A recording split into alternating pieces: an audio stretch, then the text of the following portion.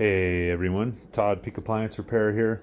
Just doing a quick video here on how to run the self-cleaning cycle if you have to.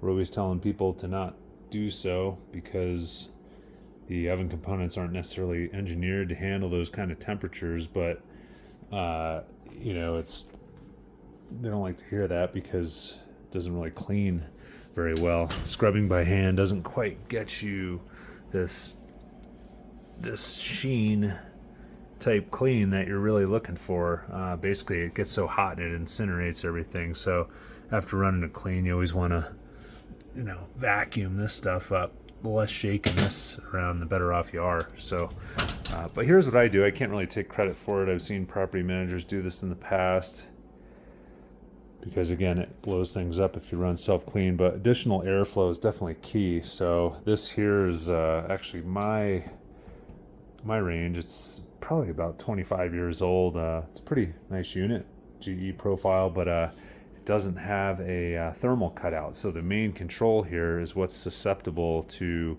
damage, that and the lock mechanism.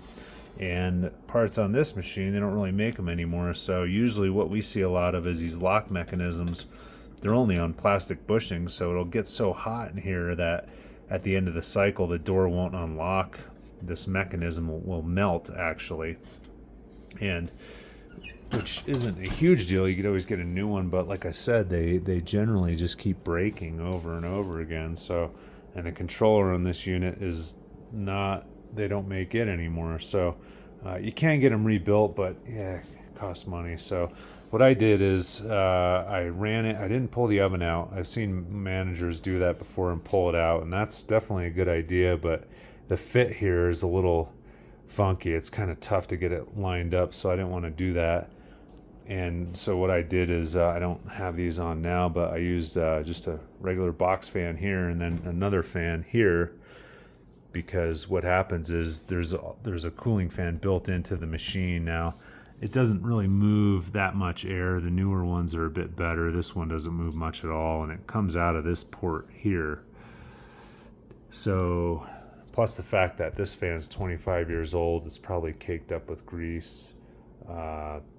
It really doesn't move very much air. Some of the newer ones, you can really feel airflow generally coming out of here. It depends on the unit. They're all a bit different, but the idea is to get air circulating in this dead space underneath the cooktop and above the oven to keep the controls cool. So when I first turned it on, I was kind of curious because I was shooting temperatures with my thermostat gun, and when I turned it on, I wasn't shooting actually, but right here and all this stuff was real hot to the touch. So I put the fan on, and basically this whole side here went from about 155 degrees on the face to about 125 degrees. So it changed quite a bit. And then these went down to I think right around here was like 90 degrees, so that was good, but considerably warmer prior to putting the fan on. So